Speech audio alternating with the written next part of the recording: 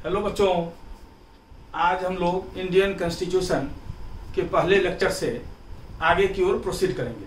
ठीक है बच्चों, पहले लेक्चर में हम लोगों ने क्या क्या पढ़ा था। पहले लेक्चर में हम लोगों ने कॉन्स्टिट्यूएंट असेंबली के बारे में पढ़ा था, संविधान सभा के बारे में। इसके बाद सोर्सेज ऑफ कॉन्स्टिट्यूशन के बारे में पढ़ा था, संविधान के स्रोत कहाँ कहाँ से क्या क्या प्रावधान लिया। और तीसरा पढ़ा था हम लोगों ने शेड्यूल्स, अनुसूचियाँ। और आज हम लोग उसके आगे कंटिन्यू करेंगे। मैंने जैसा कहा था आप लोगों से कि आज हम लोग important articles of Indian constitution करेंगे। ठीक है बच्चों, तो प्रोसीड करते हैं। Important articles of Indian constitution, भारतीय संविधान के महत्वपूर्ण अनुच्छेद। ठीक है बच्चों,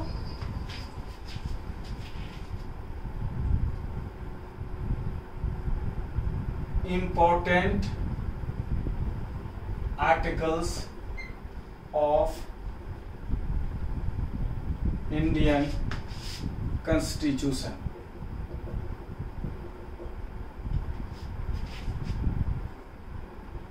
भारत के संविधान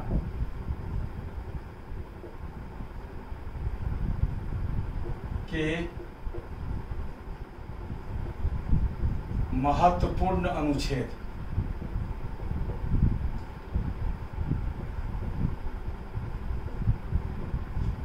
ठीक है बच्चों,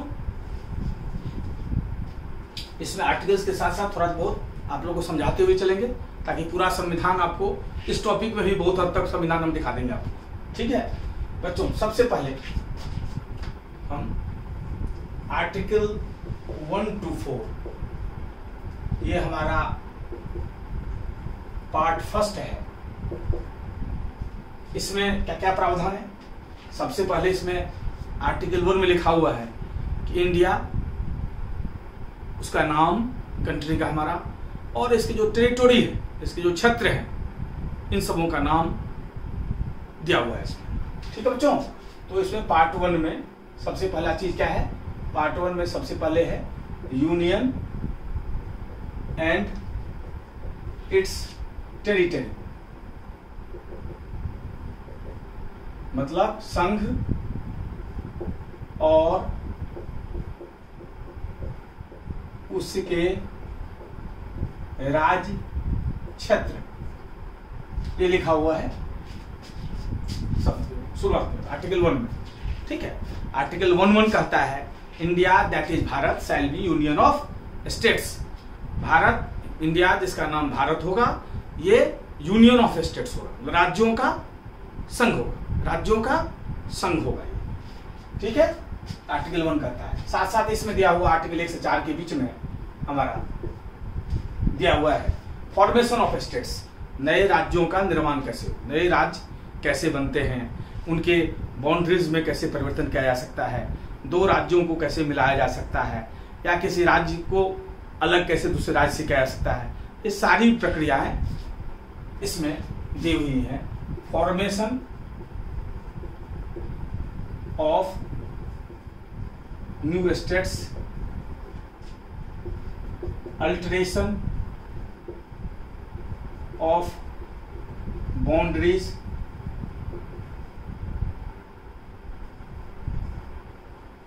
मर्जर ऑफ टू स्टेट्स, ये सब चीज है।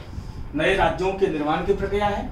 ठीक है, सीमा में चेंजेस कैसे कर सकते हैं हम, दो राज्यों को कैसे मिला सकते हैं। ठीक है, ये सब तमाम चीज की प्रक्रिया अनुच्छेद 1 से 4 के बीच में है, संविधान के भाग फर्स्ट में। ठीक है, नॉर्मली नए राज्य बनाने की परंपरा क्या है। परंपरा क्या है, इस परंपरा कहता है कि सबसे पहले ऐसा बिल विधानसभा में पेश हो, जिस राज्य को आप बांट रहे हैं या अलग कर रहे हैं, दूसरे राज्य बना रहे हैं, उसे उसके विधानसभा में नॉर्मल एक कन्वेंशन है कि नॉर्मली उसमें बिल पेश हो, और उसमें बिल अगर ओके हो जाता है तो बेसिकली पार्लियामेंट में जाता है। लेकिन ये पार्लियामेंट का ही पावर है। अगर विधानसभा रिजेक्ट भी कर दे कि नहीं पार्टीशन होना चाहिए, वो बिल रिजेक्ट भी हो जाए, फिर भी पार्लियामेंट जो है, अगर लोकसभा राज्यसभा ऐसा बिल पास कर देती है तो सेपरेशन ऑफ स्टेट हो जाएगा। ठीक है, ऐसा हुआ भी है। जैसे तेलंगाना जो बना तो हैदराबाद से, तो वहाँ भी बिल जो है आंध्र प्रदेश लेजिस्लेटिव असेंबली में जो है बिल ये पास नहीं हो सका था, लेकिन फिर भी जो है केंद्र में कांग्रेस की सरकार थी, उसने जो है आंध्र प्रदेश का बंटवारा करवा दिया, तेलंगाना बन गया। ठीक है, तो इस प्रकार जो है पार्लियामेंट का पावर है। बेसिकली ये वैसे परंपरा कहती है कि विधानसभा में भी ऐसा बिल पेश होता है, लेकिन ये पूरा लोकसभा और राज्यसभा का अधिकार है। ठीक है बच्चों, तो नए राज्यों का निर्माण, सारी प्रक्रियाएं इसमें लिखी गई हैं। ठीक है, और अनुच्छेद 1 में क्या है, अगर आर्टिकल 1 की बात करें हम तो लिखा हुआ है इंडिया, आर्टिकल 1(1). अगर सेक्शन की बात करें तो आर्टिकल 1 और सेक्शन 1, इसमें लिखा हुआ है India that is Bharat shall be union of states. ठीक है बच्चों, और 1 से 4 के बीच में अगर बात करें हम तो 3-4 में फॉर्मेशन ऑफ न्यू स्टेट्स वगैरह दिया हुआ है। ठीक है बच्चों, ये संविधान का भाग 1 है। अब दूसरे पर आते हैं, आर्टिकल 5 to 11, इसमें प्रोसीजर ऑफ सिटीजनशिप, मतलब नागरिकता संबंधित प्रावधान, नागरिकता संबंधित प्रावधान। ठीक है, भारत का नागरिक कौन है या भारत का नागरिक कौन बन सकता है, ये सारे प्रावधान अनुच्छेद 5 से 11 के बीच में है। ठीक है, और इसी पर टाइम टू टाइम पार्लियामेंट ने कई एक्ट बनाया है इसी सबको ध्यान में रखते हुए। ठीक है, उसमें कई संशोधन भी हुए हैं। ठीक है, तो आर्टिकल 5 to 11 में नॉर्मली होता क्या है, किन किन आधार पर जो है भारत का नागरिक बन सकता है बंदा, तो सबसे पहला आधार हो सकता है बाय बर्थ, जन्म के आधार पर। मतलब अगर आपका भारत में जन्म हुआ है तो आप भारतीय हैं, बाय बर्थ पहला आधार है। ठीक है, इसमें अपवाद भी है, अगर मान लिया कोई डिप्लोमेट अमेरिका का भारत में रह रहा है, ऑस्ट्रेलिया का डिप्लोमेट भारत में रह रहा है, यहाँ पर उसका अगर बच्चा होता है तो वो इंडियन ही हो जाएगा। ठीक है जी, बाय बर्थ। ठीक है, जन्म के आधार पर हो सकता है, बाकी लोग इधर, तो जन्म के आधार पर आप भारत के नागरिक हो सकते हैं। बाय डिसेंट,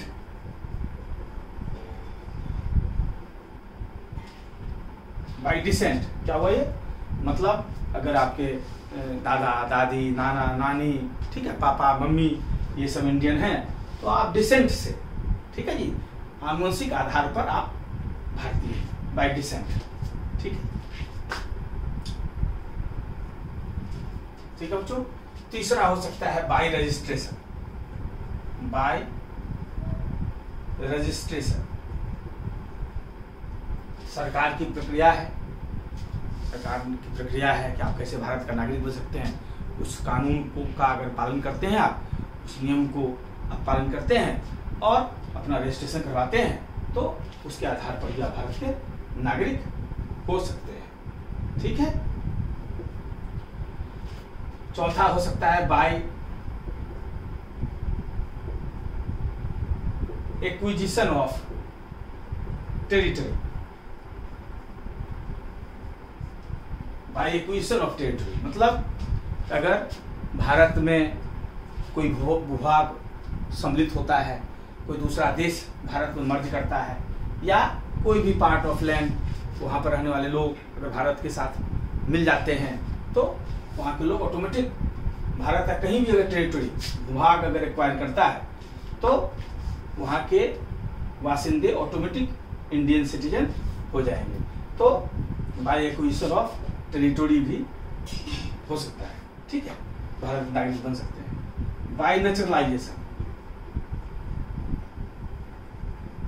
बाय नेचुरलाइजेशन, ठीक है, विभाजन के समय में जो लोग पाकिस्तान के भी थे और यहीं पर सेटल डाउन हो गए, नहीं गए वहाँ, तो उन लोग भी बाय नेचुरलाइजेशन जो है इंडियन सिटीजन हो गए। तो बेसिकली ये सब चीज इसमें 5 से 11 के बीच में इन सब चीजों पर का जिक्र है। ठीक है बच्चों, नॉर्मली ही 5 आधार है, जन्म के आधार पर, ठीक है, डिसेंट के आधार पर, आनुवंशिकता के आधार पर, मम्मी पापा दादा दादी नाना नानी इंडियन है तो आप इंडियन हो, रजिस्ट्रेशन सरकार की जो प्रक्रिया है, अगर कोई विदेशी भी चाहे कि हम भारत का नागरिक बने तो उसकी एक प्रक्रिया है, तो उस प्रक्रिया का अगर पालन करते हैं, रजिस्ट्रेशन करवाते हैं गवर्नमेंट के पास, तो उसके थ्रू भी आप भारत के नागरिक बन सकते हैं। ठीक है बच्चों, अगर कोई नया भूभाग, नया क्षेत्र भारत में सम्मिलित होता है, कोई देश अगर भारत में सम्मिलित हो जाए, कोई पार्ट ऑफ लैंड कहीं का सम्मिलित हो जाए इंडिया में, तो वहाँ के रहने वाले ऑटोमेटिक इंडियन सिटीजन हो जाएंगे। और बाय नेचुरलाइजेशन, पार्टीशन के समय में जो पाकिस्तान के भी थे, अगर ऑटोमेटिकली अगर यहीं रह गए नहीं, तो बाय नेचुरलाइजेशन जो है वो इंडियन सिटीजन हो गए। ठीक है बच्चों, ये सब 5 तरीका है नागरिक बनने का। ठीक है बच्चों, देख लीजिए, कहीं कोई दिक्कत है तो पूछ लीजिए।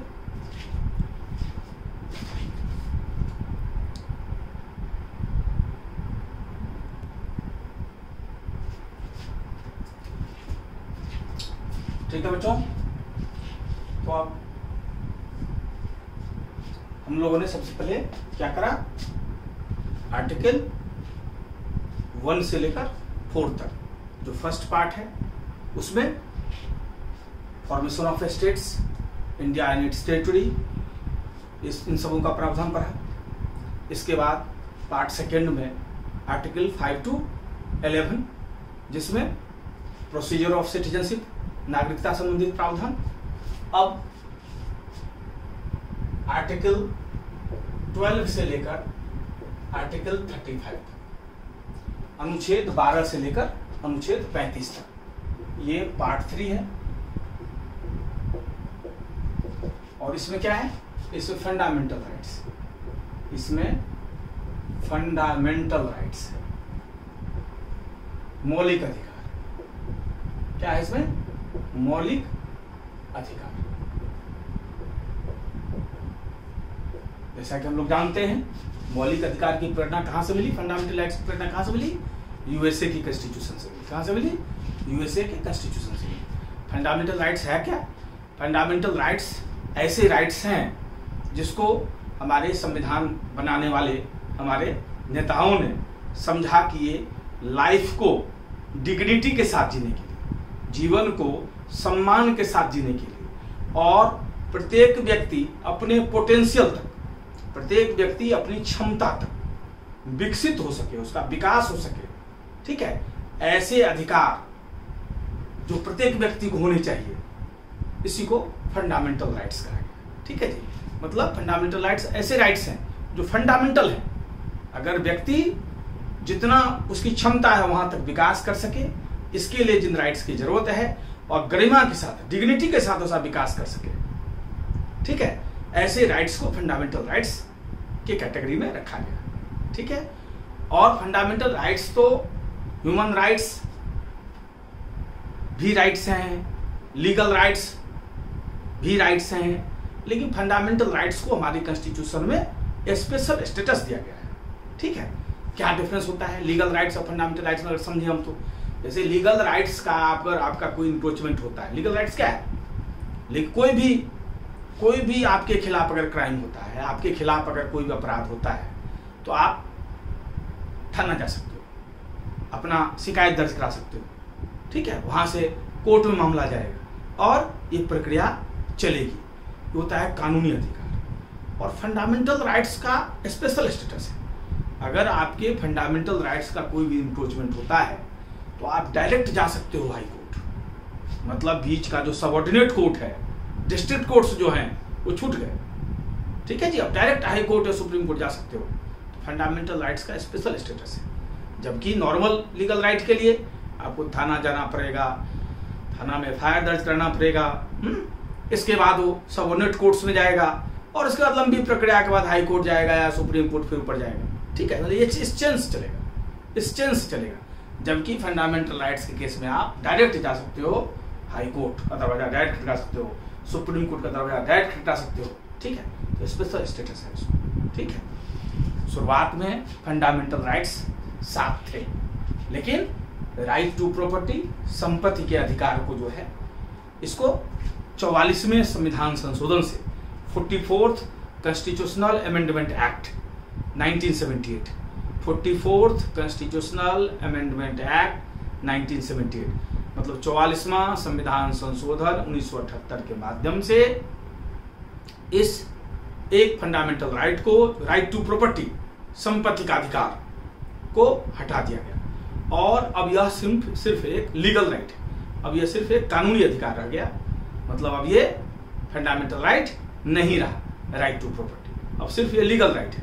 लीगल राइट के सेंस में मान लिया आज भी हमारे संपत्ति को कब्जा कर ले तो हम जाएंगे ना, FIR दर्ज कराएंगे थाना में, फिर वहां से कोर्ट में जाएगा मामला, सबऑर्डिनेट कोर्ट्स में जाएगा, तो लंबी प्रक्रिया है। जब फंडामेंटल राइट में था तो क्या होता था, मान ली क्यों हटाया गया, क्यों ऐसी परिस्थिति बन गई, इसलिए हटाया गया। मतलब सरकार अगर रोड बना रही है, अब रोड बना रही है तो किसी न किसी का जमीन जाएगा, किसी न किसी को और कोई परेशानी आएगी, सरकार कोई भी सड़क वगैरह बनाएगी तो उस केस में आप direct high court supreme court में चला जाता था बनता, तो मामला वही रुक गया। अब जब तक कोर्ट का फैसला नहीं आएगा तब तक काम रुका हुआ है, ठीक है। अब क्या होता है, अब जो है, अब मान लिया लीगल राइट है सिर्फ, तो आप पहले FIR करेंगे थाना में, पहले अब FIR करेंगे आप थाना में, तो थाना तो ऐसे ही गवर्नमेंट के खिलाफ जो है जल्दी केस नहीं लेगा आपका, ठीक है। नॉर्मल जब नहीं लेता तो गवर्नमेंट के खिलाफ कहाँ से केस लेगा, जल्दी केस लेगा नहीं, ठीक है। तो ऐसे ही सरकार का काम चलता रहेगा। तो बहुत परेशानी आ गई इम्प्लीमेंटेशन में, बहुत परेशानी आ गई, इसलिए राइट टू प्रॉपर्टी को हटाना पड़ा था, ठीक है बच्चों। अब देखिए अनुच्छेद 12 से 35 में जो 7 फंडामेंटल राइट्स थे उसमें से एक जो राइट टू प्रॉपर्टी हटा दिया गया, क्या क्या था, कहाँ कहाँ है, ये हम लोग देख लेते हैं, ठीक है बच्चों। तो सबसे पहले इसमें right to equality, right to equality मतलब समानता का अधिकार, समानता का अधिकार। ये बच्चों आर्टिकल 14 से आर्टिकल 18 के बीच में, अनुच्छेद 14 से लेकर अनुच्छेद 18 के बीच में हमारा राइट टू इक्वालिटी है, समानता का अधिकार। क्लियर बच्चों। Right to liberty, right to liberty मतलब स्वतंत्रता, स्वतंत्रता का अधिकार, स्वतंत्रता का अधिकार, ठीक है बच्चों। यह है अनुच्छेद 19 से लेकर अनुच्छेद 22 के बीच में, अनुच्छेद 19 से लेकर अनुच्छेद 22 के बीच में स्वतंत्रता का अधिकार है, ठीक है बच्चों।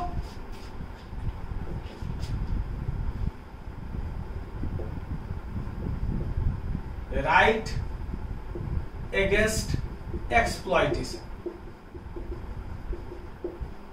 शोषण के विरुद्ध अधिकार, शोषण के विरुद्ध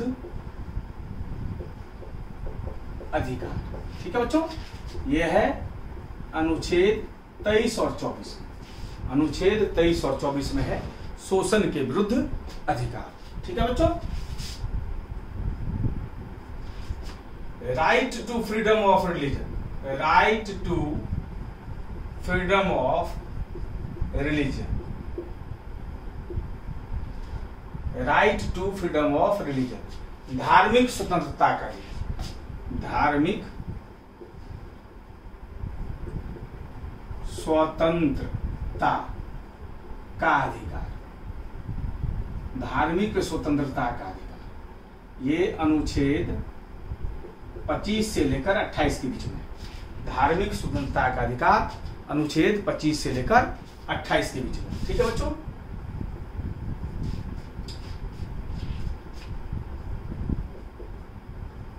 cultural and educational rights, cultural and educational rights शिक्षा और संस्कृति का अधिकार, शिक्षा और संस्कृति का अधिकार।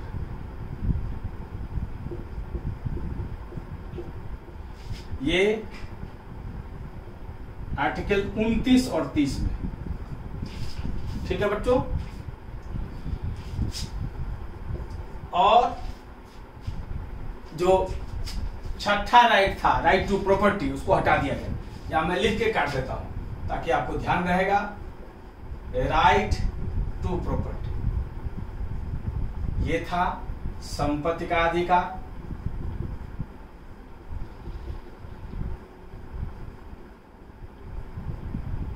ये था आर्टिकल 31 में। अब ये नहीं है, इसलिए इसको काट देते हैं ताकि आपको ध्यान रहेगा। ये पहले था, अब नहीं है। अब ये फंडामेंटल राइट नहीं रहा, अब ये सिर्फ लीगल राइट है, सिर्फ कानूनी अधिकार है। ठीक है बच्चों, इसलिए अब अगला right to constitutional remedy, right to constitutional remedy, जिसको बोलते हैं संवैधानिक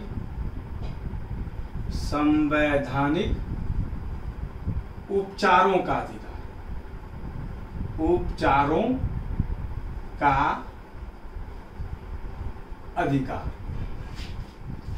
ये आर्टिकल 32 में, ये आर्टिकल 32 में, अनुच्छेद 32 में, यही हमारे फंडामेंटल राइट्स हैं। ठीक है बच्चों, तो अब कितना हो गया ये?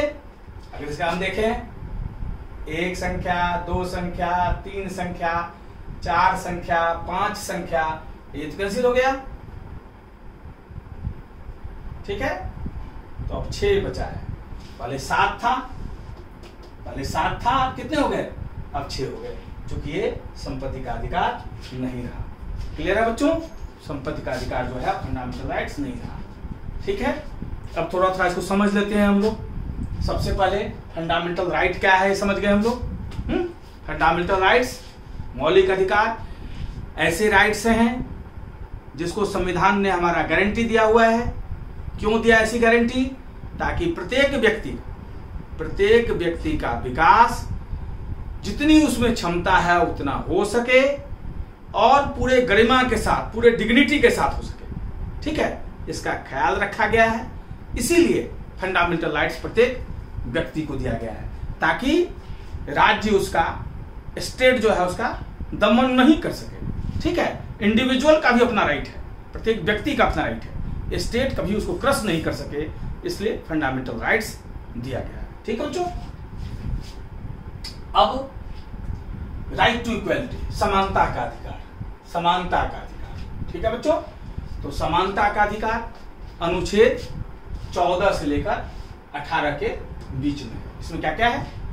इसमें आर्टिकल 14 कहता है, आर्टिकल 14 कहता है, क्या कहता है आर्टिकल 14? कि equality before law and equal protection of the laws. Equality before law and equal protection of the laws, मतलब कानून के समक्ष सारे लोग समान होंगे और समान परिस्थितियों में समान कानून लगेगा। समान परिस्थितियों में समान कानून लगेगा। कानून के सामने कोई न राजा है न रंक। ठीक है जी, तो सबके लिए कानून समान है। Equality before law and equal protection of the laws, और समान परिस्थितियों में सबके लिए समान कानून लागू होगा। यह है आर्टिकल 14। आर्टिकल 15 क्या है? आर्टिकल 15 कहता है prohibition of discrimination. Prohibition of discrimination मतलब हर प्रकार का भेदभाव प्रतिबंधित है। Prohibition of discrimination on the basis of caste, colour, sex, religion. ठीक है, in matters of public access to public places like parks, like clubs. मतलब कभी भी जाति के आधार पर या धर्म के आधार पर या लिंग के आधार पर, जाति के आधार पर, धर्म के आधार पर, लिंग के आधार पर, इन सब चीजों के आधार पर जो है कोई भी भेदभाव नहीं किया जा सकता किसी भी व्यक्ति के लिए सार्वजनिक स्थानों पर जाने में। मतलब पहले ऐसा क्यों दिया गया? इसलिए दिया गया, अंग्रेजों के समय में लिखा रहता था कि क्लब्स वगैरह के सामने में dogs and Indians not allowed, कुत्ते और भारतीय का प्रवेश वर्जित है। तो नेता सब जो संविधान बनाए, नेता सभी बनाए, उन लोगों ने जिन चीजों का एहसास किया, भारतीयों को कभी एहसास न करना पड़े किसी भारतीय को, इसलिए सब प्रावधान दिया गया है। ठीक है बच्चों, तो अनुच्छेद 15 में क्या हो गया? कोई भेदभाव नहीं कर सकते आप जाति के आधार पर, धर्म के आधार पर, लिंग के आधार पर, भाषा के आधार पर, किसी भी सार्वजनिक स्थान, किसी भी पब्लिक प्लेस पर जाने के लिए, क्लब हो, पार्क हो, होटल हो, इन सब के आधार पर नहीं मना कर सकते किसी को, तुम इस जाति का इसलिए नहीं आओ, तुम इस धर्म का इसलिए नहीं आओ, तुम इस जेंडर के हो, इस सेक्स के हो इसलिए नहीं आओ, ये नहीं कर सकते आप, सबके लिए समान है। ठीक है बच्चों, तो ये आर्टिकल 15 करता है। क्लियर? आर्टिकल 16 क्या करता है? अनुच्छेद 16। अनुच्छेद 16 कहता है prohibition of discrimination. Prohibition of discrimination, किसी प्रकार का भेदभाव नहीं किया जा सकता। ठीक है? On the basis of caste, colour, sex, religion, ठीक है, इन सबों का आधार पर कोई भी भेदभाव नहीं हो सकता। इन मैटर्स ऑफ पब्लिक एम्प्लॉयमेंट, सरकारी नौकरी देने में जाति, धर्म, भाषा, लिंग, इन सब के आधार पर कोई भेदभाव आप नहीं कर सकते। ठीक है जी, सरकारी नौकरी देने में। लेकिन इसी में लिखा हुआ आगे, तो बच्चे पूछते हैं कि भैया तो रिजर्वेशन क्यों है? तो ऐसा है कि इसी में आगे लिखा हुआ है कि सरकार जो है, पहले लिखा हुआ था, पहले इसमें लिखा हुआ था कि सरकार जो है सोशल और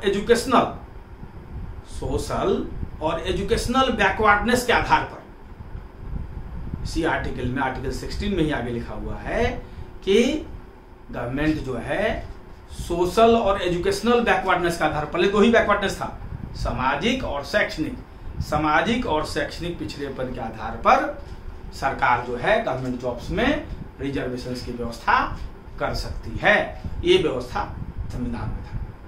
क्लियर है बच्चों? संविधान में ये व्यवस्था था। अब जो है, जब ये मोदी गवर्नमेंट ने जो इकोनॉमिकली बैकवर्ड सेक्शंस हैं उनके लिए जो रिजर्वेशंस 10% की व्यवस्था जो की है अमेंडमेंट करके, तो एक शब्द उसमें और जोड़ दिया गया, सोशल, एजुकेशनल एंड इकोनॉमिक। अब इकोनॉमिक बैकवर्डनेस के आधार पर भी चूंकि आरक्षण रिजर्वेशन दिया गया इस बार, तो अब सोशल, एजुकेशनल के साथ, सामाजिक और शैक्षणिक के साथ अब इकोनॉमिक बैकवर्डनेस को भी एक क्राइटेरिया इससे बना दिया गया। ठीक है बच्चों? इसके बाद 14th देख लिया हम लोगों ने, फिर से दोहरा दूं एक बार। 14th क्या हुआ? Equality before law and equal protection of the law, मतलब सबके लिए समान कानून और समान परिस्थितियों में, समान परिस्थिति में समान कानून। ठीक है बच्चों? आर्टिकल 15, कोई भेदभाव पब्लिक प्लेस पर जाने के लिए जाति, धर्म, लिंग, भाषा, ठीक है जी, इन सब आधार पर आप नहीं कर सकते। और आर्टिकल 16, सरकारी नौकरी में जाति, धर्म, भाषा, लिंग के आधार पर कोई भेदभाव नहीं कर सकते। हाँ, उसी में एक्स्ट्रा जो क्लॉज है जो बताया, उसमें एक क्लॉज ये भी है कि सरकार अगर चाहे तो सामाजिक, पहले क्या था, सामाजिक और शैक्षणिक पिछड़ापन था सिर्फ, सोशल और एजुकेशनल बैकवर्डनेस। अब मोदी गवर्नमेंट ने जब इकोनॉमिक आधार पर 10% रिजर्वेशन की बात की है, तो एक आधार और जोड़ दिया गया, इकोनॉमिक बैकवर्डनेस को भी जगह दे दिया गया। ठीक है जी, बिल्कुल क्लियर है। अब आ जाइए आर्टिकल 17, अनुच्छेद 17। तो अनुच्छेद 17 क्या है?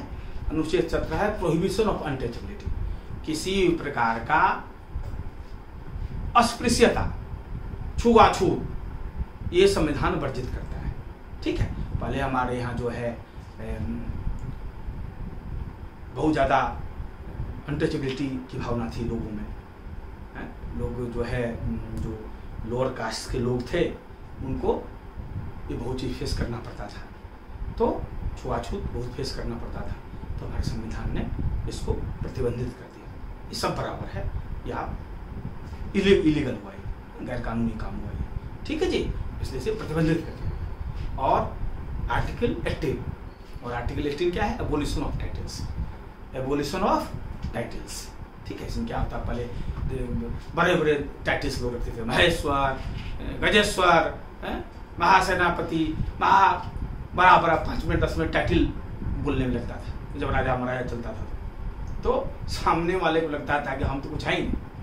इसीलिए इस सब टाइप के टाइटल्स जो हटा दिए गए, इनको आप प्रीफिक्स के रूप में या सफिक्स के रूप में, मतलब उपसर्ग या प्रत्यय, किसी रूप में इन टाइटल्स का प्रयोग आप नहीं कर सकते। हाँ, इसमें अपवाद जरूर है कि अगर कोई मिलिट्री अचीवमेंट्स है आपका, जैसे भारत रत्न हो गया, वीर चक्र हो गया, कीर्ति चक्र हो गया, ठीक है जी। तो मिलिट्री अचीवमेंट्स है, कोई स्पोर्ट्स अचीवमेंट है आपका, ठीक है, या किसी फील्ड में अचीवमेंट है आपका, लिटरेचर के फील्ड में अचीवमेंट है, तो वो टाइटल्स आप यूज कर सकते हैं। नॉर्मली जो टाइटल्स जन्म के आधार पर हो उसका इस्तेमाल नहीं किया जा सकता, ठीक है जी। ये है एबोलिशन ऑफ टाइटल्स। हर प्रकार के ये सब टाइटल्स जो है हटा दिए। इसलिए हम लोग पहले एप्लीकेशन लिखते थे हिज एक्सलेंसी, हर एक्सलेंसी, अब नहीं लिखते ये सब, ठीक है जी। अब ये सब नहीं लिखते, क्योंकि हर प्रकार के सब टाइटल जो है, जो जाति से, जो जन्म के आधार पर मिलता था, ये टाइटल खत्म हो गया। जो भी मिलेगा आपको अचीवमेंट का था। जैसे अब मान लिया जाए आपने सेना में परमवीर चक्र मिला आपको, तो परमवीर चक्र लिखा जाएगा उसके लिए, ठीक है। भारत रत्न किसको मिला तो लिखा जाएगा उसके लिए। लेकिन नॉर्मल केस में जन्म के आधार पर कोई है, जन्म के आधार पर वो टाइटल यूज नहीं कर सकते हैं, ठीक है। उसको हटा दिया गया संविधान से, ठीक है बच्चों। तो ये हमारा हो गया राइट टू इक्वालिटी, आर्टिकल 14 से 18 तक। ये बच्चों हमने समझा दिया आपको अनुच्छेद 14 से 18 के बीच में। क्लियर है बच्चों। अब सबसे पहले राइट टू इक्वालिटी समझने से पहले हम लोग एक चीज और समझ ले, इक्वालिटी, समानता क्या है। अब देखिए समानता शब्द जो है, समानता का अर्थ ये नहीं है कि अब आप बहुत मेहनत किए, डॉक्टर बन गए, इंजीनियर बन गए, सीए बन गए, और एक बच्चे ने मेहनत नहीं किया, वहां तक नहीं पहुंच पाया, वो कहेगा समान हो, हमें इंजीनियर के समान सैलरी चाहिए, हमें डॉक्टर के समान सैलरी चाहिए।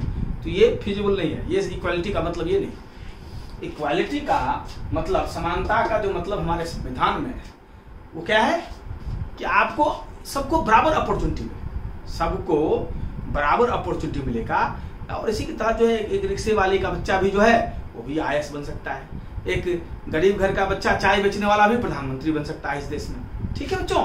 तो समानता की अर्थ है सबके लिए समान अवसर उपलब्ध है, सबके लिए समान अवसर उपलब्ध है, ठीक है। समानता का यहाँ ये अर्थ है। समानता का अर्थ नहीं है कि अब सबको बराबर कर दो, आप ये तो पॉसिबल ही नहीं है। हाथ में 5 उंगली है, 5 तरीके का है, हर व्यक्ति की अपनी अपनी क्षमता होती है। अब सब कुछ सचिन तेंदुलकर, महेंद्र सिंह धोनी थोड़ी हो जाएगा, ठीक है बच्चों। तो अब कोई कह जाएगा भाई हम भी महेंद्र सिंह धोनी की तरह खेलें, चले जाएं वहाँ, तो ये पॉसिबल नहीं है। इक्वालिटी नहीं हो सकती। हर व्यक्ति की अपनी क्षमता होती है, लेकिन अपॉर्चुनिटी सबको मिलेगा धोनी बनने का, सबको, उसको कोई भेदभाव नहीं कर सकता, आपको सबको मिलेगा। आप सचिन बन सकते हैं, ये सबको अपॉर्चुनिटी है, खुला है, कोई नहीं कह सकता कि तो मत क्रिकेट खेलो, ठीक है जी।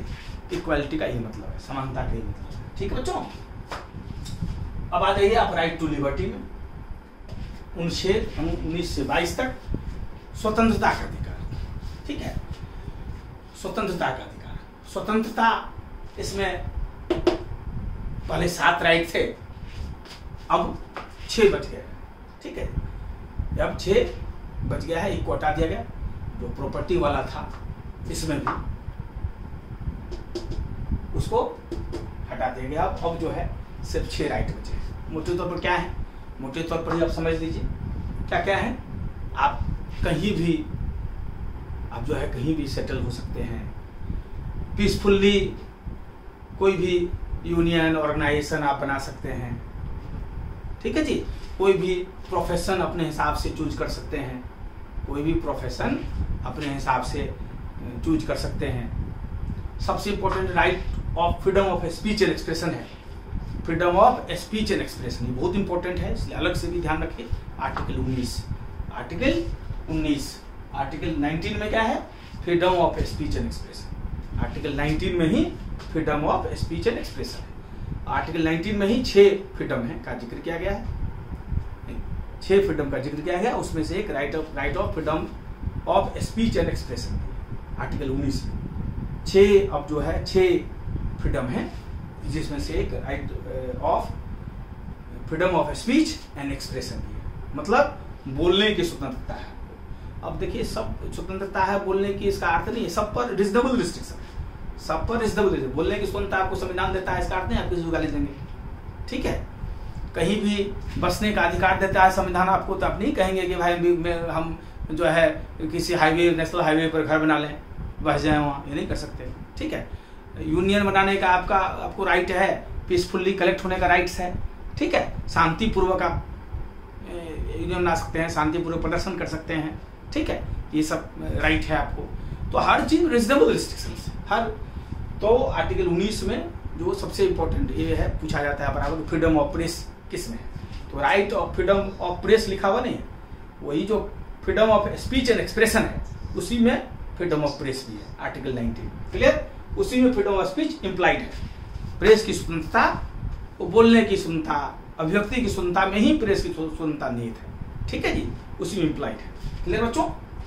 तो 19 से 22 में राइट टू लिबर्टी है ना। और कई राइट्स हैं इसमें, जैसे राइट टू पर्सनल लिबर्टी है, राइट टू पर्सनल लिबर्टी है, व्यक्तिगत आपका, इसके बाद प्रोटेक्शन अगेंस्ट पनिशमेंट्स वगैरह है। ठीक है, जो पनिशमेंट्स वगैरह में आपके क्या राइट होंगे, ये सब है। तो अनुच्छेद 19 से 22 में राइट टू लिबर्टी है। ज़्यादा डिटेल्स में नहीं ज़्यादा चाहते हैं, क्योंकि हम लोग जनरल स्टडी, जनरल कमीशन के लिए पढ़ रहे हैं। ठीक है बच्चों? अब आ जाइए राइट अगेंस्ट एक्सप्लॉयटेशन, शोषण के विरुद्ध अधिकार। शोषण के विरुद्ध अधिकार, शोषण के विरुद्ध अधिकार इसमें क्या सब है? इसमें है कि 14 साल के से कम उम्र के बच्चों को आप जो है किसी भी खतरनाक काम में एंगेज नहीं कर सकते हैं। और साथ चाइल्ड लेबर जो है प्रोहिबिटेड है, किसी प्रकार का चाइल्ड लेबर जो है प्रोहिबिटेड है, चाइल्ड लेबर नहीं रख सकते आप, वो प्रोहिबिटेड है। इसके अलावा किसी भी महिला के सम्मान के खिलाफ उससे कोई काम नहीं ले सकते आप। वुमेन के डिग्निटी के खिलाफ आप राइट अगेंस्ट एक्सप्लॉयटेशन पढ़ रहे हैं हम लोग। ठीक है, क्या क्या है इसमें? Child labour has been prohibited है, बाल श्रम जो है एकदम प्रतिबंधित है। दूसरा, बेगार, काम करवा लिए पैसा नहीं दिए, मुफ्त का काम नहीं करवा सकते आप, बेगार प्रतिबंधित है। और तीसरा, औरत से, किसी महिला से उसकी गरिमा के खिलाफ आप कोई काम नहीं ले सकते। ये सब आर्टिकल 23 से लेकर 24 के बीच। क्लियर? तीनों चीज याद हो गया? 14 वर्ष से कम उम्र के बच्चों को आप किसी भी खतरनाक काम में संलग्न नहीं कर सकते, बाल मजदूरी प्रतिबंधित है। ठीक है। दूसरा क्या बताया? बेगारी, मतलब मुफ्त में काम करा लिए, मुफ्त में आप काम करवा रहे हैं, बंधुआ मजदूर के टाइप खत्म है, बेगारी नहीं करवा सकते। और तीसरा कि आप किसी महिला को उसके डिग्निटी के खिलाफ, उसके गरिमा के खिलाफ कोई काम नहीं करवा सकते। क्लियर? ये सब चीज है राइट अगेंस्ट एक्सप्लॉयटेशन। अब right to freedom of religion, right to freedom of religion, धार्मिक स्वतंत्रता का अधिकार, जो अनुच्छेद 25 से 28 के बीच में है। ठीक है बच्चों? इसमें क्या है? आप कोई भी धर्म मान सकते हो, या आपकी इच्छा है तो कोई भी धर्म नहीं मानो, वो भी आपका फ्रीडम है। फ्रीडम ऑफ रिलीजन में कोई धर्म मानना भी है, कोई धर्म नहीं माने वे भी मानना है। ठीक है जी, दोनों चीज है इसमें। हाँ, अपने धर्म का प्रचार प्रसार कर सकते हैं, अपने धर्म के लिए डोनेशन दे सकते हैं। ठीक है जी, ये सब तमाम चीजें, लेकिन इस पर भी रिस्ट्रिक्शन है। आप right to freedom of religion does not mean right to conversion. आप धर्म परिवर्तन करने का अधिकार इसमें नहीं है। अगर अपनी मर्जी से कोई चाहे अपना धर्म बदल सकता है, ये है इसमें right to freedom of religion में। अपने मर्जी से मेरा मन हो तो हम कोई भी धर्म मान सकते हैं, कोई भी धर्म में अपने आप को परिवर्तित कर सकते हैं, लेकिन किसी भी प्रलोभन के आधार पर, मतलब किसी को कह दिए भाई लाख रुपए दे देंगे तो इस धर्म में आ जाओ, ये नहीं कर सकते। मतलब कोई भी फाइनेंशियल प्रलोभन नहीं दे सकते, जोर जबरदस्ती से आप कन्वर्ट नहीं करवा सकते, यूज ऑफ पावर से आप जबरदस्ती कन्वर्ट नहीं करा सकते। ठीक है, ये इलीगल है।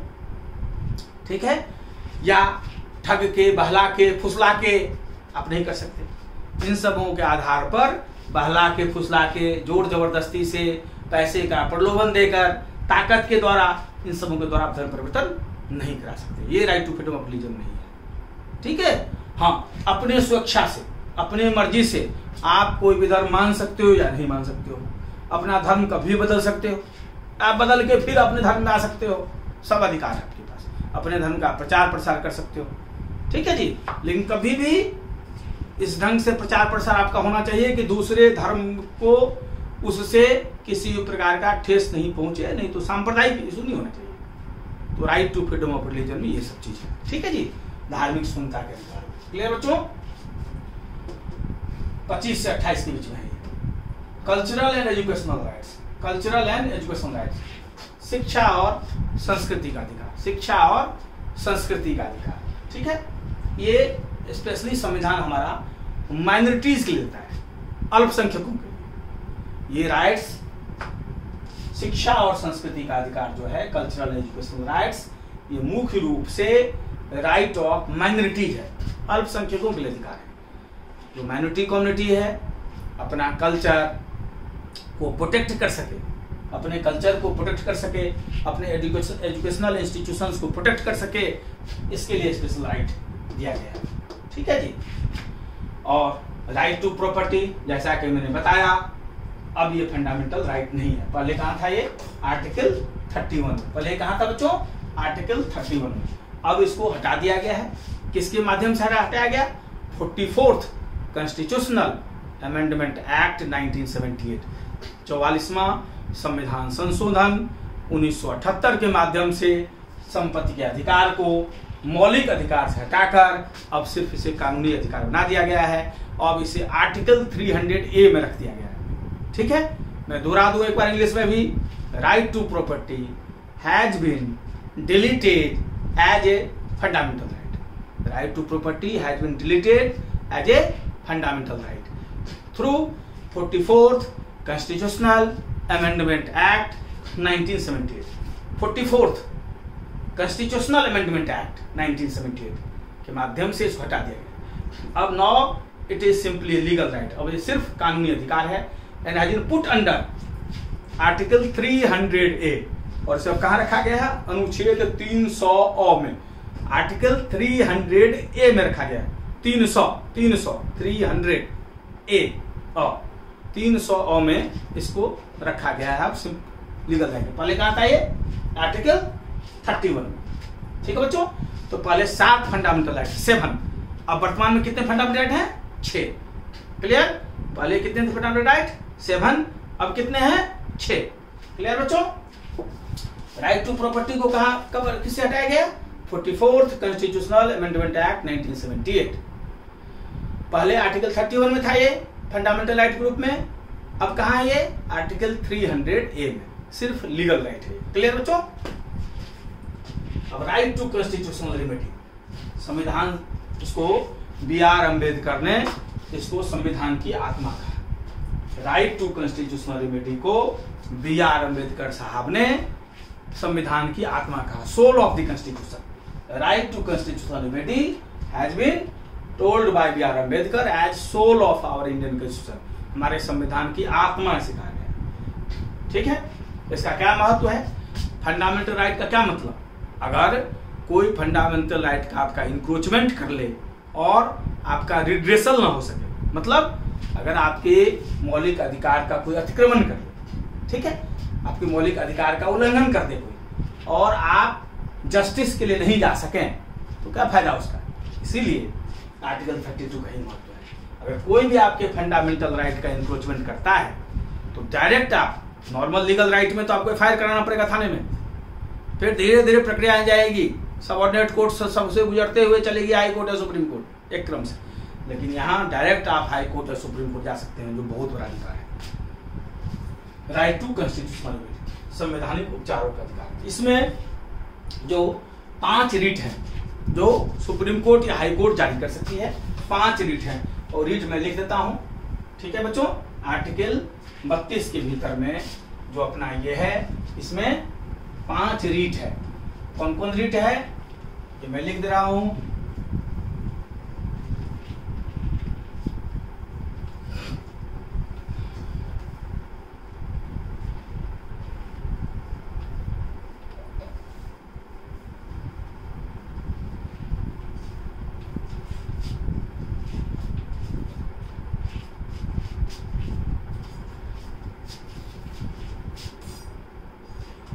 देखिए, राइट टू कॉन्स्टिट्यूशनल रेमेडी। ठीक है बच्चों, आर्टिकल 32 हिंदी में संवैधानिक उपचारों का अधिकार, समझ गए होंगे आप लोग, संवैधानिक उपचारों का अधिकार। इसके तहत इसमें सुप्रीम कोर्ट या हाई कोर्ट डायरेक्ट जा सकते हैं आप, supreme court high court 5 writ जारी कर सकते हैं, 5 रीट्स। इसमें 5 रीट है। कौन कौन रीट है ये? Habeas corpus, habeas corpus, mandamus,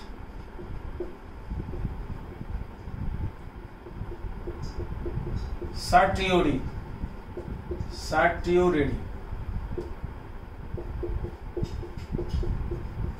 prohibition और को वारंट। ठीक है बच्चों, ये 5 यूनिट है, एक कोड जारी कर सकते हैं। हैबियस कॉर्पस क्या है, अगर इसको समझने के लिए इसका अर्थ हम इंग्लिश में समझें तो हैव द बॉडी प्लीज, जिसको हिंदी में कहते हैं बंदी प्रत्यक्षीकरण। क्या कहते हैं हिंदी में? बंदी प्रत्यक्षीकरण। ठीक है जी, नाम से ही क्लियर है, बंदी को प्रत्यक्ष करो, बंदी को सामने लो। ठीक है, जो जिसको आप रखा है आपने बंदी बनाकर उसको सामने लो। Habeas corpus, have the body please. ठीक है, क्या है? अगर कोई भी ऑथोरिटी के खिलाफ अगर कोई बंदा जाता है, हमारे फलाने बंदे को बगैर कुछ बताए हुए हैं, बगैर कानूनी प्रक्रिया का पालन किए हुए रखा गया है प्रिजन में, ठीक है जी, तो कोर्ट आदेश दे सकती है, आप बताइए किस ग्राउंड्स के आधार पर आपने अमुक बंदे को रखा है बंदी बना के। अगर सफिशिएंट ग्राउंड्स नहीं है तो सुप्रीम कोर्ट या हाई कोर्ट रीट जारी कर सकती है। सुप्रीम कोर्ट या हाई कोर्ट रीट जारी कर सकती है। ठीक है बच्चों, इसलिए हैव द बॉडी प्लीज अर्थ से समझ सकते हो, आप बॉडी जो आपने इम्प्रिजन कर रखा है उसको सामने लो। क्लियर बच्चों? दूसरा है मेंडेमस। दूसरा है मेंडेमस। मेंडेमस क्या होता है? परमादेश। परमादेश, मेंडेमस होता है परमादेश। ये जो हायर कोर्ट्स हैं, लोअर कोर्ट्स को भी और एडमिनिस्ट्रेटिव ट्राइब्यूनल्स को भी आदेश दे सकती है कि आप ऐसा करो या ऐसा नहीं करो, दोनों होता है मेंडेमस के भीतर। ठीक है बच्चों? तीसरा है सर्ट्योरिटी। अब देखिए सर्ट्योरिटी आप प्रोहिबिशन में समझ लीजिए। प्रोहिबिशन क्या होता है? आप प्रोहिबिशन जानते हैं? प्रोहिबिशन होता है निषेध। हिंदी में अगर ध्यान दें तो ये होता है निषेध है। अब देखिए, अब मेट्रो में चढ़ते हैं या बस में चढ़, लिखा रहता है कि स्मोकिंग इज प्रोहिबिटेड। क्यों लिखा रहता है? इसलिए लिखा रहता है कि लोगों को अनुमान रहता है कि ऐसा कि कोई हो सकता है सिगरेट पी ले। ठीक है, इसलिए लिखा रहता है। मतलब प्रोहिबिशन क्या होता है? आशंका का था। इसे आप पकड़ने के लिए आप कैसे दिमाग लगा सकें इसे तरीका बता रहे हैं। तो निषेध हमेशा प्रोहिबिशन क्या होता है? जब आशंका रहता है कि वो गलत करेगा तब प्रोहिबिशन होता है। तो देखिए सर्ट्योरिटी और प्रोहिबिशन क्या अंतर है? अगर आपके खिलाफ किसी ने गलत करना शुरू कर दिया और फर्दर आपके साथ गलत न हो, आप तुरंत रुकवाना चाहते हैं तो आप कोर्ट जाते हैं। तो कोर्ट आदेश देती है कि फटाफट रुको, अब जो किया सो किया, अब रुको भी, जब तक कोई फैसला नहीं आता है तब तक आप रुकोगे। तो उसको कहता है सर्ट्योरिटी। सर्ट्योरिटी कब होता है? जब कोई लीगल एक्शन अगर शुरू हो गया है, उसको अगर कोर्ट रोकवाना चाहती है फाइनल डिसीजन तक, तो सर्ट्योरिटी का आदेश देती है। और प्रोहिबिशन क्या होता है? अगर हमें आशंका है हमारा कोई नुकसान कर सकता है, हम पहले ही चले जाते हैं कोर्ट कि भाई हमें अमुक से खतरा है या अमुक प्रॉब्लम है, हमें हो सकता है हमारे साथ कोई नाइंसाफी हो जाए, हमारे साथ कोई घटना हो जाए, तो कोर्ट जारी कर सकते हैं प्रोहिबिशन, सावधान, इसको किसी प्रकार का नुकसान नहीं होना चाहिए। तो ये कोर्ट ये आशंका का आधार होता है। ये गलत काम शुरू हो गया आपके खिलाफ तो उसको रुकवाने के लिए सर्ट्योरिटी, और प्रोहिबिशन अगर आशंका हो तो उसको रोकने के लिए। क्लियर है बच्चों? ये दोनों अंतर है। और कोवारेंटो क्या होता है? कोवारेंटो अगर समझने की कोशिश करें, इसका अर्थ होता है by what authority. By what authority मतलब किस अधिकार से? किस अधिकार से? अगर एक पोजीशन के एक या एक से अधिक दावेदार हैं, तो जो कब्जा करके बैठा हुआ उस कुर्सी पर, जिसको एक्सपेक्टेशन है कि चेयर हमारा होना चाहिए, वो जाता है कोर्ट, और कोर्ट देखेगी डॉक्यूमेंट्स कि आप डिजर्व करते हैं उस चेयर के नहीं। अगर आप डॉक्यूमेंट्स आपके फेवर में है तो कोर्ट आदेश दे सकती है। कोर्ट पूछ सकते हैं उसको, जो बंदा उस चेयर बैठा है उसको पूछ सकते हैं बाय व्हाट ऑथोरिटी, किस अधिकार से तुम कह रहे हो कि चेयर हमारा, दिखाओ अपने डॉक्यूमेंट्स। और अगर वो नहीं दिखा पाता है तो उसको हटा के दूसरे को आदेश दे सकती है। तो इसको होता है कोवारेंटो, बाय व्हाट ऑथोरिटी, किस अधिकार से। ठीक है बच्चों, ये हो गया हमारा fundamental rights article 12 to 35। Clear है बच्चों? आ गया समझ में? अब आते हैं हम लोग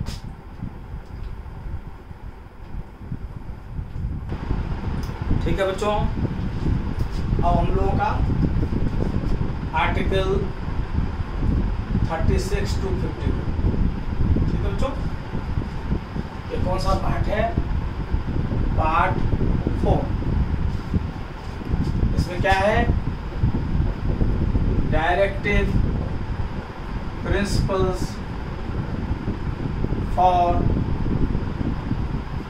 स्टेट पॉलिसी, मतलब नीति निर्देशक तत्व, नीति निर्देशक तत्व।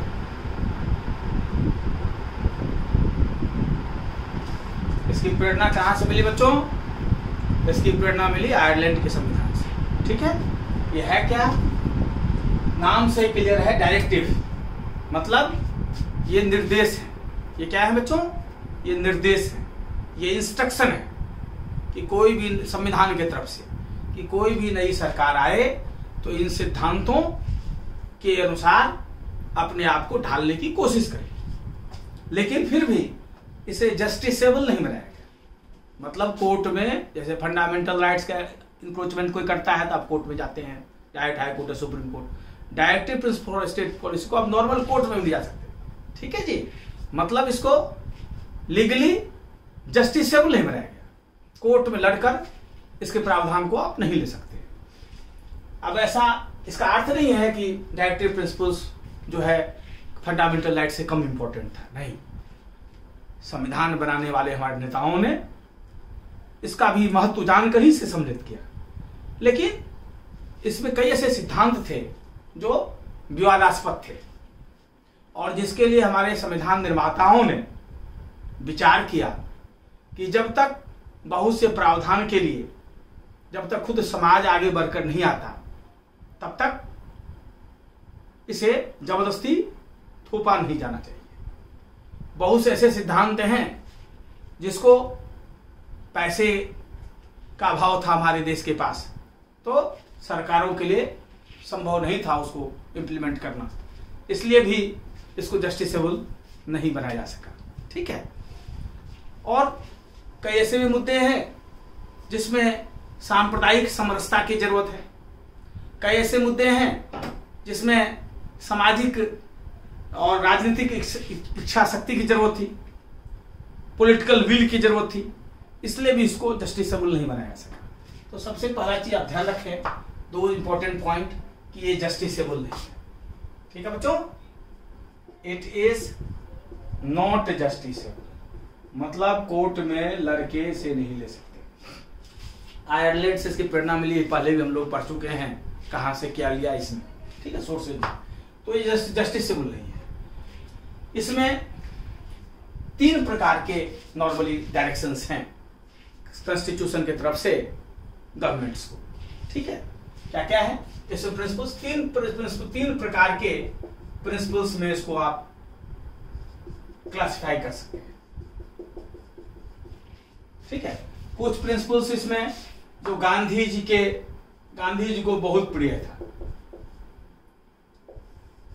ठीक है जी। गांधी जी को बहुत प्रिय था, तो कुछ सिद्धांत जो है इसलिए रखा गया है।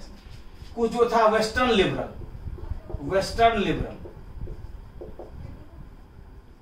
मतलब पाश्चात्य उदारवादी सिद्धांत।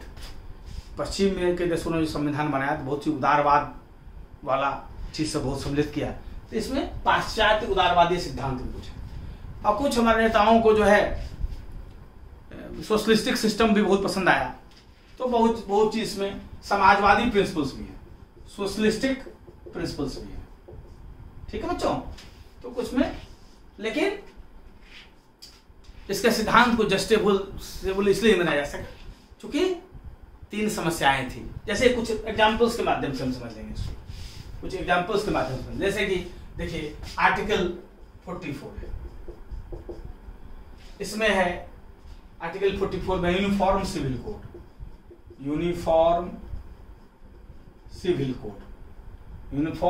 कोड, समान नागरिक संहिता, समान नागरिक संहिता। अब हमारे संविधान निर्माता चाहते थे कि समान नागरिक संहिता हो। क्या है यूनिफॉर्म सिविल कोड?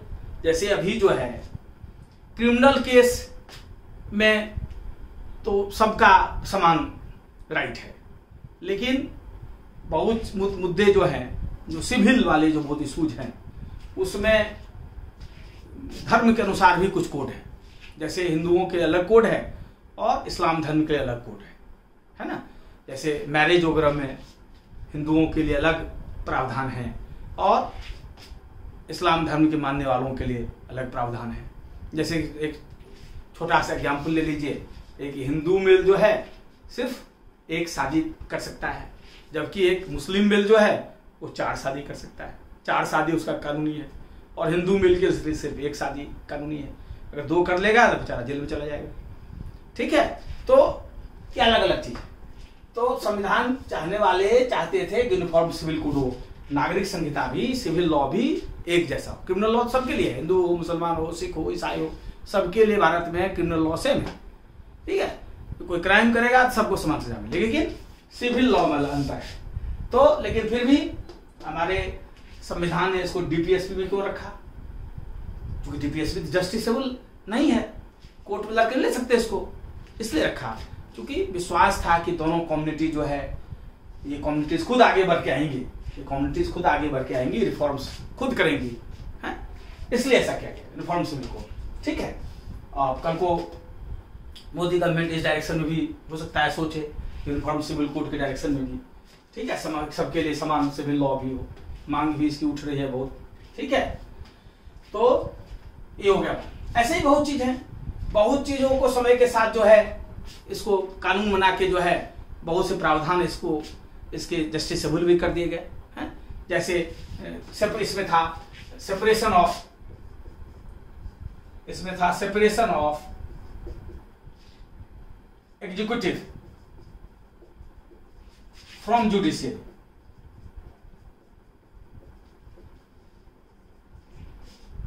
ठीक है जी, सेपरेशन ऑफ एग्जीक्यूटिव मतलब कार्यपालिका को न्यायपालिका से अलग किया है, इसको कर दिया गया। अब है पहले, अब कार्यपालिका जो है न्यायपालिका से अलग है। जैसे पहले क्या होता था अंग्रेजों के जमाने में, एक ही कलेक्टर होता था जिस डिस्ट्रिक्ट में, उसी का काम न्याय देना, जुडिशरी का भी काम देखता था, जुडिशियल पावर्स भी होते थे उसमें। आज नहीं है कलेक्टर के पास जुडिशियल पावर्स, आज कलेक्टर के पास जो है जुडिशियल पावर्स नहीं है। ठीक है जी, अब एग्जीक्यूटिव अलग है और जुडिशरी अलग है। नहीं तो क्या होता था, लोगों को शिकायत अगर एग्जीक्यूटिव से होती थी तो वही फैसला करता था। तो ये बढ़िया ठीक चीज नहीं था कि जिसके खिलाफ हमें शिकायत करना है वही फैसला भी देगा। इसलिए ये separation of executive from judiciary जो है ये डायरेक्टिव प्रिंसिपल्स में था, अब इसको कानूनन कर दिया गया। ऐसे ही सरकार की जैसे जैसे क्षमता होती है टाइम टू टाइम, वैसे इन मुद्दों को, डीपीएसपी की चीजों को जो है वो कानून बना के उसको जस्टिसेबल बना रही है। तो ये कम इंपॉर्टेंट नहीं है, लेकिन बहुत जगह बहुत चीज में ऐसे इसमें था, जैसे कि राइट टू वर्क। अब राइट टू वर्क जो है काम का अधिकार इनफैक्ट काम का अधिकार तो सबको है, लेकिन गवर्नमेंट के पास क्षमता भी तो होनी चाहिए कि सबको नौकरी दे सके। ठीक है, ये गवर्नमेंट के पास क्षमता नहीं है, गवर्नमेंट उसे प्रयास उस डायरेक्शन में जरूर कर रही है। बहुत से प्रावधानों में कर दिया गया, जैसे इसमें है समान काम के लिए समान वेतन, समान काम के लिए समान वेतन। अब है महिलाओं को भी समान काम के लिए उतना ही वेतन मिलेगा, पुरुषों को भी उतना ही मिलेगा गवर्नमेंट जॉब्स में। तो समान काम के लिए समान वेतन इसी में था, उसको हमने कर दिया, उसको जस्टिसेबल बना दिया। तो ऐसा नहीं कम इम्पोर्टेंट है, लेकिन बहुत से सिद्धांतों में सरकार के पास फाइनेंस का अभाव था, बहुत से सिद्धांतों में सामाजिक सहमति की आवश्यकता थी, बहुत में राजनीतिक इच्छा शक्ति की भी कमी थी। तो ऐसे सिद्धांत इसमें जो बहुत अच्छे हैं, लेकिन उसको दांत नहीं दिया गया, जस्टिसेबल नहीं बनाया जा सका। ठीक है बच्चों, क्योंकि सोशल कंपल्सन थे, पॉलिटिकल कंपल्सन थे, इकोनॉमिक कंपल्सन थे, इन सब का। ठीक है, तीन में ये डायरेक्शंस हैं। ठीक है बच्चों, अच्छे सिद्धांत हैं। और इनका मूल मकसद क्या है डीपीएसपी का? डीपीएसपी का मूल मकसद है टू मेक वेलफेयर स्टेट, ठीक है, कल्याणकारी राज्य का निर्माण करना, कल्याणकारी राज्य का निर्माण करना। इसका मूल उद्देश्य क्या है डीपीएसपी का? कल्याणकारी राज्य का निर्माण करना, और एकदम डायरेक्शन के रूप में, निर्देश के रूप में, इंस्ट्रक्शन के रूप में, कि कोई भी गवर्नमेंट आए तो इन सिद्धांतों का वो पालन करे। और टाइम टू टाइम गवर्नमेंट ने बहुत से सिद्धांत इसके निकाल के उसको जस्टिसेबल कर दिया, उसको जस्टिसेबल कर दिया, जैसे अभी बताया आपको, ठीक है। जैसे कि समान काम के लिए समान वेतन, equal pay for equal work कर दिया गवर्नमेंट ने। ऐसे बहुत से प्रावधान इसमें से निकाल के, जैसे कि पंचायती राज, ऑर्गेनाइजेशन ऑफ विलेज पंचायत, इसमें पंचायती राज का गठन, ऑर्गेनाइजेशन ऑफ विलेज पंचायत था, उसको कॉन्स्टिट्यूशन में 73rd कॉन्स्टिट्यूशनल अमेंडमेंट बना के, 73rd कॉन्स्टिट्यूशनल अमेंडमेंट करके, 73वां संविधान संशोधन करके पंचायती राज को हमने संवैधानिक दर्जा दे दिया गया, हमारा संवैधानिक दर्जा दे दिया गया, कॉन्स्टिट्यूशनल स्टेटस दिया गया 73rd कॉन्स्टिट्यूशनल अमेंडमेंट के थ्रू, 11th शेड्यूल को सम्मिलित करते हुए। तो इसमें बहुत ऐसे मुद्दे हैं जिसको हम लोगों ने क्या कर दिया, कॉन्स्टिट्यूशनल स्टेटस दे दिया, ठीक है जी। बहुत को लीगल बना दिया, बहुत को लीगल बना दिया, ठीक है बच्चों। और टाइम टू टाइम जो है फंडामेंटल राइट्स और डायरेक्टिव प्रिंसिपल्स में लगातार टक्कर होता है, ठीक है जी। कई केसेज आए सुप्रीम कोर्ट में, है, जिस पर अगले और आगे की क्लासेज में हम लोग इन डिटेल्स पढ़ेंगे। अब हम लोग करते हैं फंडामेंटल ड्यूटीज, फंडामेंटल ड्यूटीज, ठीक है बच्चों। मौलिक कर्तव्य, मौलिक कर्तव्य हम लोग जानते हैं मौलिक कर्तव्य क्या है। जिस प्रकार राइट और ड्यूटी इंटर रिलेटेड है ना बच्चों, अधिकार और कर्तव्य दोनों रिलेटेड चीज है। मान लिया जाए अगर आपका अधिकार है कि आपके पापा मम्मी आपको ढंग से पढ़ाएं लिखाएं, खाना दें, हैं, आपकी दुख सुख का ध्यान रखें, तो उसी प्रकार कर्तव्य भी तो आपका होना चाहिए कि जब उनको आपकी जरूरत पड़े, अब वो बुरे हो जाएं तो आप भी उनके लिए खड़े हो, नहीं। तो अधिकार और कर्तव्य दोनों होना चाहिए। पहले हमारे संविधान में कर्तव्य नहीं था, ठीक है, राइट तो थे लेकिन ड्यूटी नहीं था। तो इस ड्यूटीज को, फंडामेंटल ड्यूटीज को सम्मिलित किया गया, ठीक है बच्चों। तो फंडामेंटल ड्यूटीज को सम्मिलित किया गया, मौलिक कर्तव्य। तो ये क्या है, आर्टिकल 51A में है, ये पार्ट 4A में फंडामेंटल ड्यूटीज, फंडामेंटल ड्यूटीज, मौलिक कर्तव्य, मौलिक कर्तव्य। इसकी प्रेरणा रूस सोवियत संघ के संविधान से और कुछ जापान से भी लिया गया है। सोवियत संघ के संविधान से और जापान के संविधान से इसकी प्रेरणा मिली है हमें, ठीक है। पहले फंडामेंटल ड्यूटीज हमारे संविधान में नहीं था। 10 फंडामेंटल ड्यूटीज जो है ओरिजिनल संविधान में फंडामेंटल ड्यूटीज नहीं था। मूल संविधान में जो 26 जनवरी 1950 को लागू हुआ था मूल संविधान, उसमें फंडामेंटल ड्यूटीज नहीं था, मौलिक कर्तव्य नहीं था। मतलब पार्ट आर्टिकल 51A और पार्ट 4A नहीं था, ठीक है, इसको बाद में जोड़ा गया है। सबसे पहले 10 फंडामेंटल ड्यूटी, 10 मौलिक कर्तव्य जोड़े गए, 10 मौलिक कर्तव्य जोड़े गए, 10 मौलिक कर्तव्य जोड़े गए। किसके थ्रू जोड़े गए? ये जोड़े गए 42वां संविधान संशोधन द्वारा, 42nd constitutional amendment act, amendment act 1978 के माध्यम से 10 जोड़े गए, ठीक है जी, सॉरी 1976। 42वां संविधान संशोधन, 42वां संविधान संशोधन 1976 के माध्यम से 10 मौलिक कर्तव्य जोड़े गए। पहले संविधान में मौलिक कर्तव्य नहीं थे। क्लियर है बच्चों? जोड़े गए ये 10 मौलिक कर्तव्य। और इसके बाद आगे भी इसमें 11th भी जोड़ा गया, 11th फंडामेंटल भी जोड़ा गया। 11वां, वर्तमान में 11 फंडामेंटल ड्यूटी है, वर्तमान में 11 फंडामेंटल ड्यूटीज हैं। तो 11th फंडामेंटल ड्यूटी जो जोड़ा गया, 11वां जो जोड़ा गया, ये जोड़ा गया है 86वां संविधान संशोधन के माध्यम से, 86th constitutional amendment act, amendment act 2002 के माध्यम से इसे जोड़ा गया।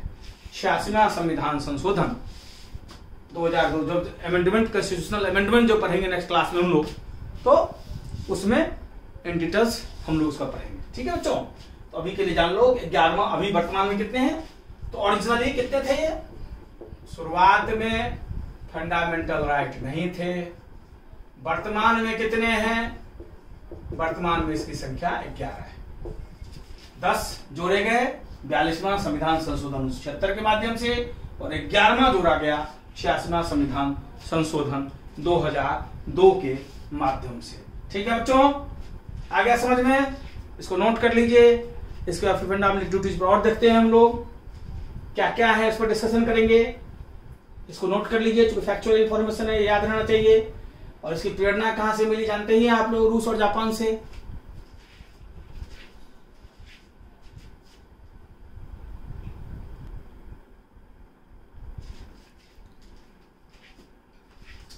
ठीक है बच्चों, तो सबसे मुख्य इंपॉर्टेंट चीज इसमें जान लीजिए आप कि जिस प्रकार directive principles for state policy justiciable नहीं है, मतलब जिस प्रकार नीति निर्देशक तत्व को कोर्ट में लड़के नहीं ले सकते, उसी प्रकार फंडामेंटल ड्यूटीज भी जस्टिसेबल नहीं है, इसको भी कोर्ट में लड़के आप नहीं ले सकते।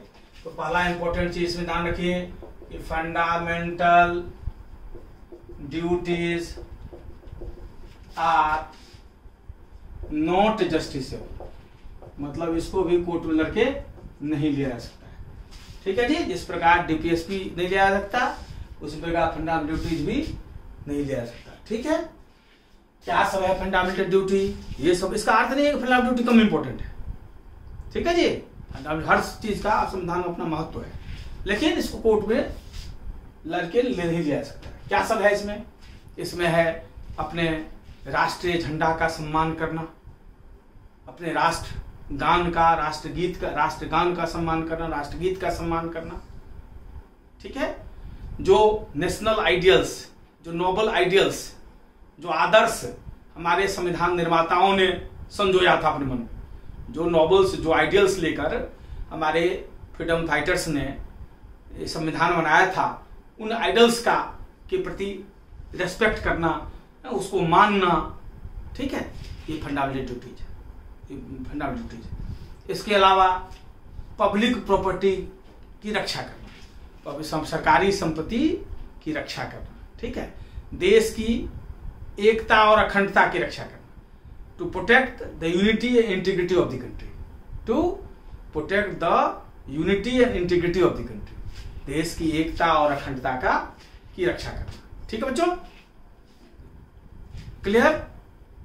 इसके अलावा जो वन्य जीवन है, जो पर्यावरण है, ठीक है, उसके संतुलन में मदद करना, उसको नुकसान नहीं पहुंचाना। ठीक है बच्चों, उसको नुकसान नहीं पहुंचाना।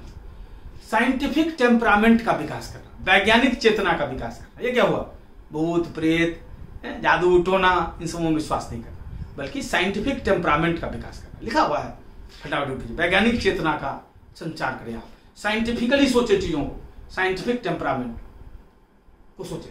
ठीक है बच्चों, ये सब चीज आपके फंडामेंटल ड्यूटीज में। इसके अलावा एक फंडामेंटल ड्यूटी जो 11th जोड़ा गया, उसके तहत प्रत्येक ड्यूटी क्या है, प्रत्येक माता पिता या गार्जियन, प्रत्येक माता पिता या गार्जियन का कर्तव्य है, जो 11th जोड़ा गया 11वां क्या कहता है, 11th फंडामेंटल ड्यूटी क्या कहता है, प्रत्येक माता पिता या गार्जियन का कर्तव्य है कि अगर कोई भी बच्चा उसके घर में 6 वर्ष से 14 वर्ष के बीच में है, तो उस बच्चे को विद्यालय जरूर भेजे।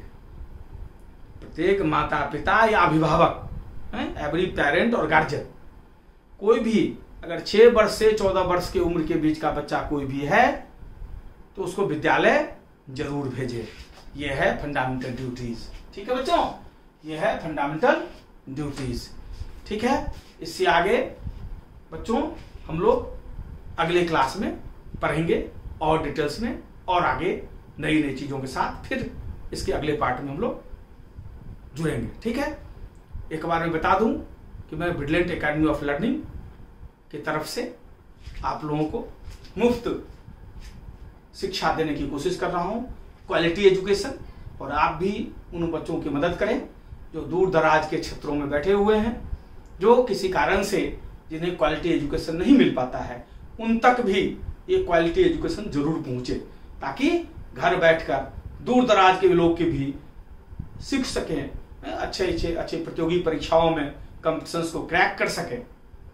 ठीक है, आप लोगों का भी प्रयास होना चाहिए। ठीक है बच्चों, ओके, फिर मिलते हैं अगले क्लास में। थैंक्स।